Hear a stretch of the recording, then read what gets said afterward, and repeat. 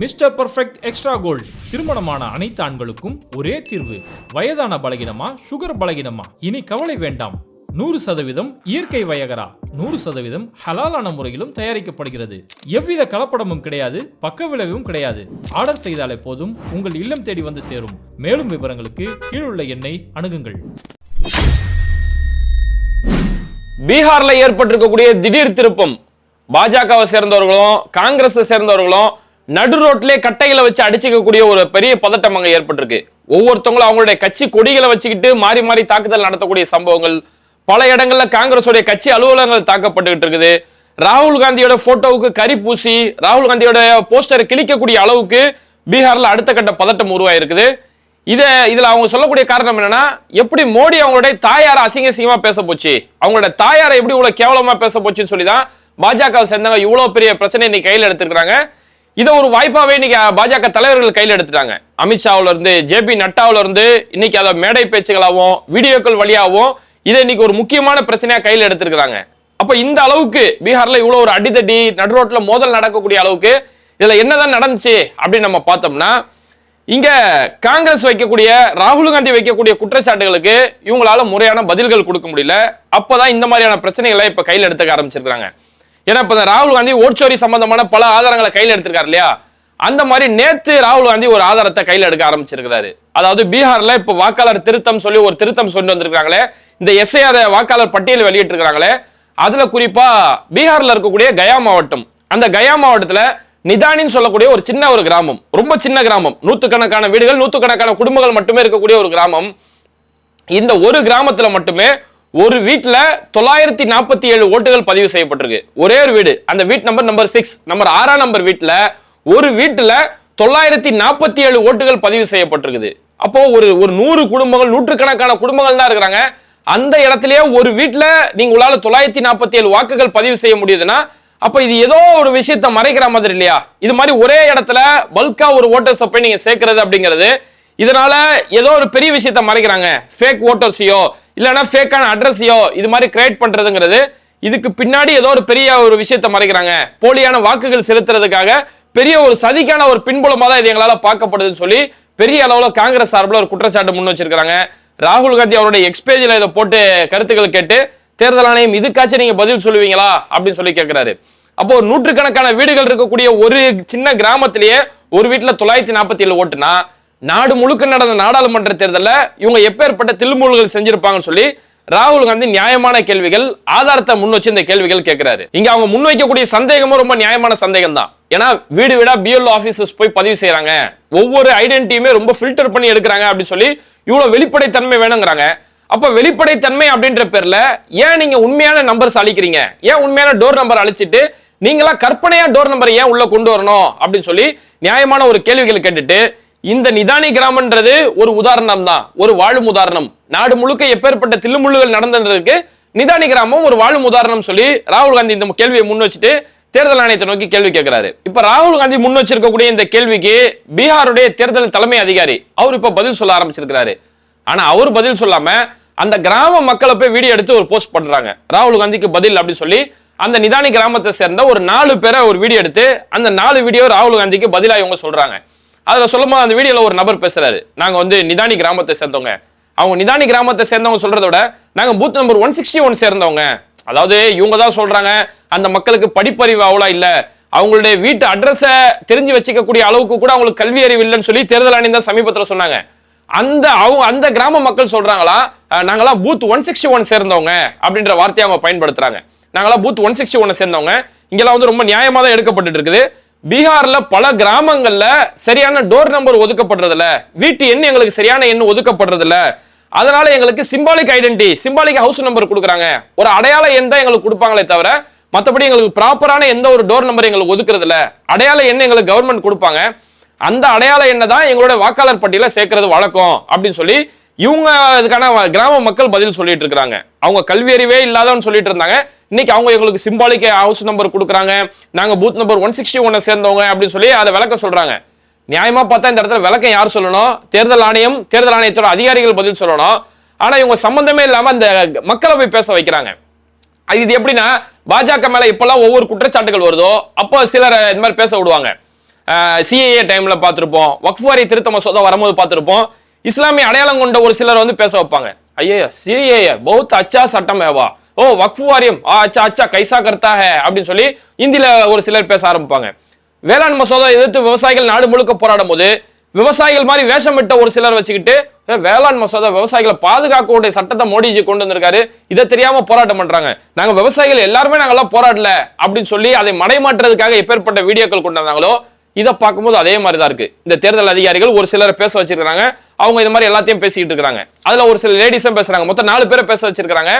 அதுல ஒரு சிலர் சொல்றாங்க, இந்த மாதிரி பிஎல் ஆபீசர்ஸ் இவங்க வந்து வீடு வீடா வந்து செக் பண்ணாங்க, இவங்களுடைய சோதனை அப்படிங்கிறது எங்களுக்கு முழுமையான திருப்திகரமாக இருந்தது அப்படின்னு சொல்லி அவங்க சொல்றாங்க. அதாவது தேர்தல் ஆணையத்தை புகழ் பாடக்கூடிய விதமாவே அந்த வீடியோ காட்சிகள் அமைஞ்சிருக்குது.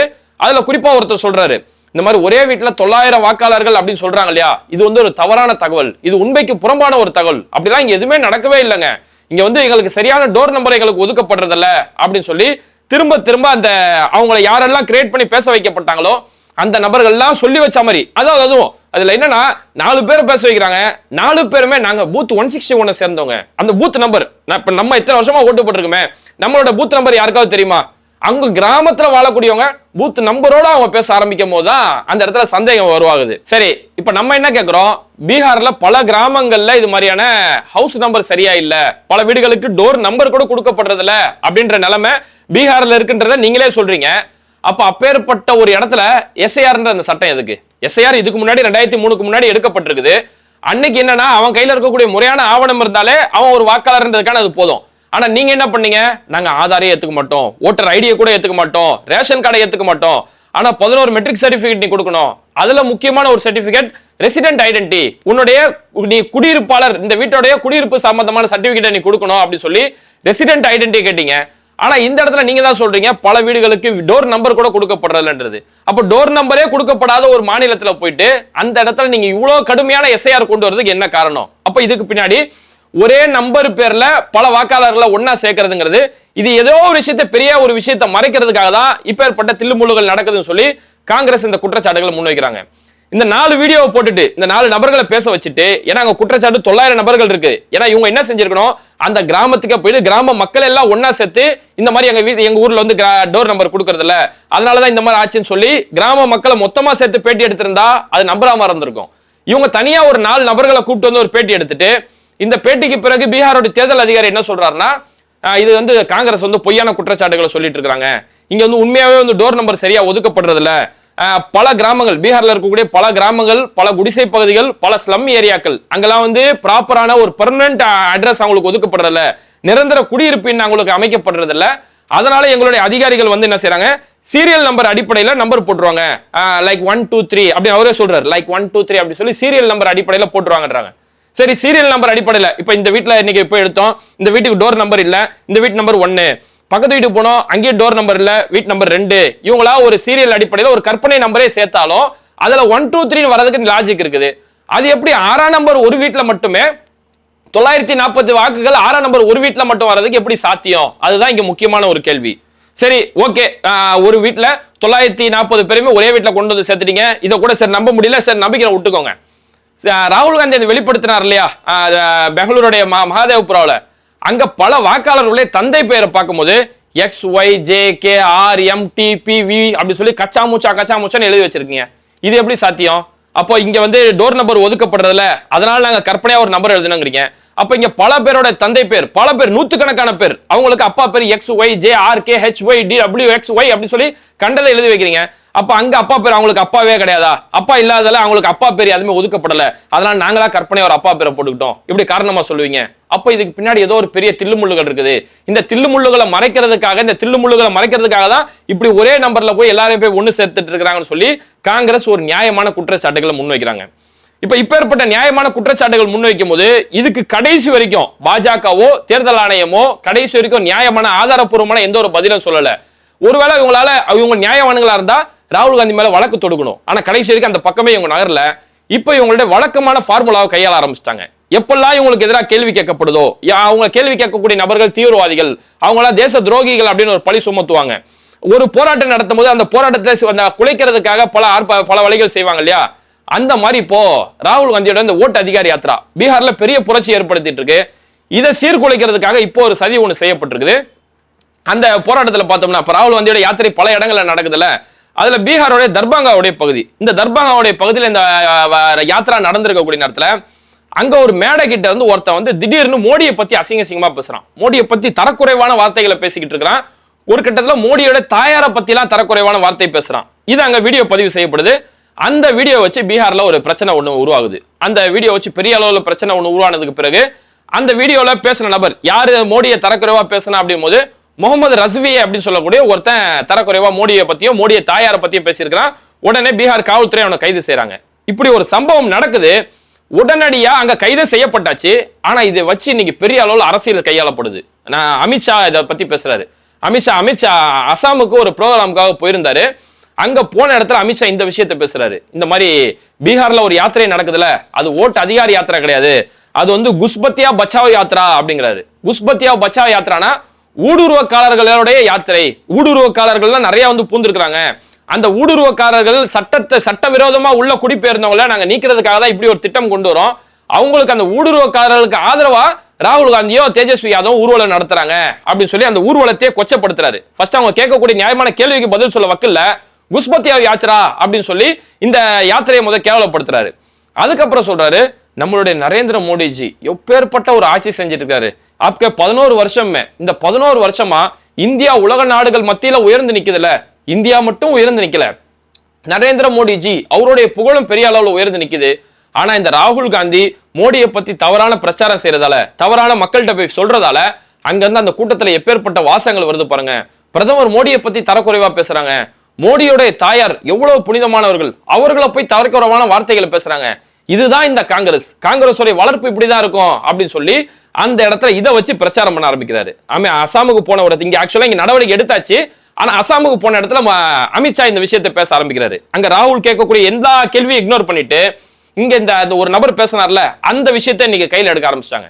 அமித்ஷா ஒரு பக்கம் பேசுறாரு. அதுக்கடுத்து ஜேபி நட்டா வந்து ஒரு வீடியோ போடுறாரு. ஒரு பிஜேபியோட பேக்ரவுண்ட்ல வச்சுக்கிட்டு அந்த இடத்துல ஜேபி நட்டா வந்து எவ்வளவு மோசமான விஷயத்தை செய்யறாங்க அப்படி இப்படின்னு சொல்லி எல்லாருமே இந்த ஒரே பாயிண்ட பிடிக்க ஆரம்பிச்சிட்டாங்க. அதாவது ராகுல் காந்தியோட கேள்விக்கு பதில் சொல்ல முடியல, ஓட்டு அதிகாரி யாத்திரா மக்கள் மத்தியில புரட்சி ஏற்படுத்துன்னு சொன்னோன்னே இதை மடை மாத்துறதுக்காக இன்னைக்கு எல்லாருமே சொல்லி வச்ச மாதிரி இந்த ஒரு பாயிண்ட் இன்னைக்கு பிடிக்க ஆரம்பிச்சிட்டாங்க. அமித்ஷா குறிப்பாவும் சொல்றாரு, இது வந்து புதுசா காங்கிரஸ் ஏதோ இன்னைக்கு நேரத்தெல்லாம் புதுசா செய்யல. ராகுல் காந்தி தொடர்ந்து இந்த மாதிரி தான் மோடி அவதூறா பேசுறாரு, சோனியா காந்தி இதே மாதிரி பேசுறாரு, ஜெயராம் ரமேஷ் இதே மாதிரி பேசுறாரு, திக்விஜய் சிங் ஆக மொத்தத்துல காங்கிரஸ் சேர்ந்த மூத்த தலைவர்கள் எல்லாருமே மோடிஜி இதே மாதிரி தரக்குறைவா பேசிக்கிட்டே இருக்கிறாங்க. மோடி வந்து மௌத்கா சவுக்கிதார்னு சொல்றாங்க, மோடி நீச்ச ஆதிமின்னு சொல்றாங்க, மோடியை ஒரு ராவணன் சொல்றாங்க, மோடியை ஒரு வைரஸ் சொல்றாங்க. இது மாதிரி இவங்க தொடர்ந்து கெட்ட வார்த்தைகளா விஷயங்களை மக்கள்கிட்ட சொன்னாங்க இல்லையா. அதனால அந்த கட்சியை சேர்ந்த ஒருத்தன் இன்னைக்கு மோடியை பத்தி அவங்களோட தாயாரை பத்தியும் தரக்குறைவா பேசிட்டான். ஒன்றை புரிந்து கொள்ளுங்கள், நீங்கள் எவ்வளவுதான் மோடிஜியை இழிவுபடுத்தினாலும் இங்க தாமரை நாளுக்கு நாள் வளர்ந்து கொண்டேதான் செல்லும் அப்படின்னு சொல்லி அமித்ஷா அந்த இடத்துல பேசுறாரு. தமிழிசை அக்கா இங்க ஒரு டைலாக் பேசுவாங்களே, தாமரை மலர்ந்தே தீரும் அப்படின்னு சொல்லி, அதே மாதிரி அமித்ஷா அங்க பேச ஆரம்பிச்சாரு. இங்க தமிழிசை அக்கா நம்ம இங்க ஜெயிக்க மாட்டோம்ன்ற கன்ஃபார்ம் தெரிஞ்சதுக்கு அப்புறம் தான் தாமரை மலர்ந்தே தீரும் சொல்லி துடிப்பாங்க. அப்ப அங்க அமித்ஷாவுக்கு தெரிஞ்சிருச்சு பீகார்ல அங்க உடம்பு முழுக்க எண்ணெய் தேய்ச்சி உருண்டாலும் அங்க ஒண்ணு நடக்க போறது புரிஞ்சதுக்கு அப்புறம் தாமரை மலர்ந்தே தீரும் அப்படின்னு சொல்லி அவர் அங்க இந்தியில பேச ஆரம்பிச்சிட்டாரு. அதுக்கப்புறமா இங்க இந்த மாதிரி நடக்குது இல்லையா, இங்க அமித்ஷா அவங்களுடைய மூத்த தலைவர்கள் எல்லாருமே இதை பேச ஆரம்பிச்சதுக்கு பிறகு பீகார்ல இருக்கக்கூடிய பாஜகவை சேர்ந்தவங்க காங்கிரஸ் அலுவலகங்கள் மேல தாக்குதல் நடத்த ஆரம்பிக்கிறாங்க. அங்க போய் அந்த அலுவலகங்களை தாக்குதல் நடத்துறாங்க. ராகுல் காந்தியோட பேனர் இருக்கு, அந்த பேனருக்கு கரி பூசப்படுது, பிளாக் பெயிண்ட் அடிக்கிறாங்க. ராகுல் காந்தியோட போஸ்டர் பல இடங்களை கிழிச்சிட்டு இருக்காங்க.